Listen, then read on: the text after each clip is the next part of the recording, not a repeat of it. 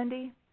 Well, welcome everybody. For those of you who have attended my other sessions, welcome back. I tend to have a lot of you that will come back over and over to all my different talks. And for those of you who are new, I'm glad you joined us. So today we're going to discuss an effective process for identifying and managing risks so that we can avoid, or hopefully possibly avoid, or at least better anticipate those annoying and pesky problems that do affect us on our projects.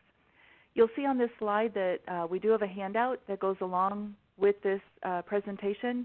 We don't hand out slides, but we do have something better. It's a one-page handout that includes everything on the slides. It's got all the key information.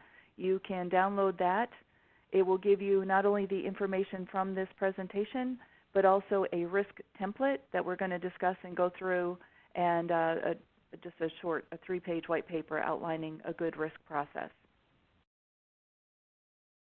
And okay, so what? I thought this was going to be 2 different questions, but let's start with the first one. What risks? I want all of you to chat in. If you would, I'm going to monitor the chat box. I'm going to ask you a lot of questions. I'd like you to send that through the chat box. If you have any questions you want me to answer, if you could please put that into the Q&A box. Because if you put it in the chat box, I'm afraid that question is going to scroll off the screen and I'm going to lose it. If you don't have the chat box open, look at the bottom of your screen. There's a little blue round bubble. It looks like a thought bubble. That you can click that and get the chat box. So let me ask you guys, this is going to be a very interactive session. So let me ask all of you, what risks have occurred recently on your project? What are some of the risks that have occurred? What stands out in your mind that cause problems on your project? We talk about these pesky problems. What have they been for you? All right, scope that was not well defined. All right, good. The vendor dropping the ball. Yeah, vendors that don't come through. We got scope and we have vendors. Any other risks? I mean, I know you guys have had pain points on your projects. And if you can't find the chat box, you can put it in the Q&A. Poor communication, okay. Resources that aren't qualified to do the project, good. Unqualified resources. Resources skills mismatch, okay, yeah. So either with resources, there's not having enough resources or not having the right resources, right? There's a whole world of problems right there. So not full planning, so you didn't have full complete planning, budget constraints, client staff conflict, yes. Those darn customers, they're so demanding, right? But they can be a problem sometimes. Funding, delays in vendor materials, budget not available, good. Let's see. Budget not called out correctly, so budget not, you didn't have proper budget. The SMEs not being available when they were needed. That's always a problem because typically we're not working full-time on our projects. The sponsor's not fully involved, other competing projects. Management reduces or eliminates contingency funds. Yeah, they think of contingency as padding, and unfortunately some people use it that way, but it's not. It's legitimate. We're actually going to talk about that later on. We'll calculate some contingency and show how to justify that. Lack of management leadership, business disruption, delay in vendor materials. Good. The right resource is not always the best resource. Good. Can't see the bottom of that one, but okay. I can't see the end of that. It says the right resource is not the best you, and I can't read the rest of that, unfortunately. Management not being able to make the decisions that are needed. Yeah, the Scrum Master doesn't take risks seriously. Yeah, there was a good talk yesterday about, we're agile and it's chaos. And there was a good discussion there about risk and bringing risks in. So if you're a premium member, you can go download that. That was interesting. Lack of management leadership. Good. Management, not being able to make decisions. Good. So there are a number of good risks that you have all identified, right? These risks have happened to us on our projects. Now, could they have been managed better? Could they have been better anticipated or better managed? And if you think so, how? what could your yes, I love this. Yes. Okay. So what could your organization do or your project teams do you think, to better manage these risks? How could you have better anticipated them? Is there anything that comes to mind? I mean, that's really readily obvious? Because, I mean, clearly that's why we're here today. So I'm going to discuss all of this, but is there something that you just frustrated you during your project? You were like, I knew if we did this, it would be better. We needed to do better discovery. Okay, good. Better upfront planning with all the SMEs in the same room. That helps.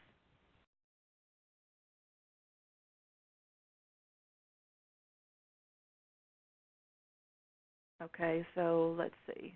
So we're not getting a whole lot of, oops, oh, here's the Q&A. Now I can do technology doesn't work as advertised, executive mandated budget, better project governance. Okay, so you could have better project governance, brainstorming the project idea and solution, not ignoring the risks that were identified. That would be good. Get agreement on the same goals. Okay, good. Good. So we've got some early answers. Include everyone. So stakeholder management is key to our projects, right? We need to spend a little bit of time up front to truly identify all those stakeholders and the level at which they need to be involved on our projects. And that's so easily overlooked, and it sounds so simple. We're like, oh, of course I know who the stakeholders are, but not really, right? Too many times we get bit later on. We get in trouble because we didn't include the right people or we didn't include them early enough. All right, train people to identify risk. Well, and you can share the handout from today to maybe help train and discuss risks. Maybe this will help open up that discussion within your organization. All right, good. Now, I don't know how scientifically this was calculated, but some experts estimate that with proper risk management, you can decrease the problems on your project by 90%. Okay, I'm going to say that again because it's a really big number, right? Some experts estimate that with proper risk management, you can decrease the problems and surprises on your project by 90%. Now, what they say is that only 10% of items are truly a surprise. We should be able to anticipate 90% of the stuff that happens on our projects. Now, if I were to ask you now to think back to your past projects, could you have anticipated all that stuff that happened? Oh, good. I believe that wholeheartedly. Excellent. Could your team have anticipated 90% of the stuff that happened?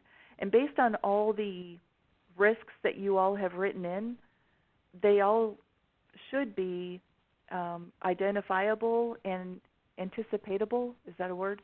They should be able to be anticipated. All right? Hi there. I hope you enjoyed that last clip. My name is Michael Maludis, and if you'd like to watch the full 60 minutes of that last webcast, while also gaining complete unlimited access to our entire library of IT learning, simply visit our subscribe page at greatpro.org/subscribe. Unlimited annual access is $199 per year, but if you use the coupon code LEARN2EARN, you can drop that membership fee to just $149. That's less than $13 per month for unlimited access to over 1,000 hours of on-demand career development, covering the entire spectrum of IT management best practices, including business analysis and requirements, software development, quality and testing, risk management, process improvement, project management, and even digital transformation. But your membership doesn't just give you unlimited access to our vast learning library. You also get free access to our mobile app, as well as direct access to our network of over 300 of the world's leading IT consultants, all of whom are dedicated to putting practical knowledge at your fingertips so that you can learn more and earn more. I hope you will join me in becoming a member of the Great IT Professional and advancing your career with us. And if you're on YouTube, don't forget to hit that subscribe button above so that you get notified whenever we publish new free webcasts each week of the year. Thank you for your time and best wishes for your continued success.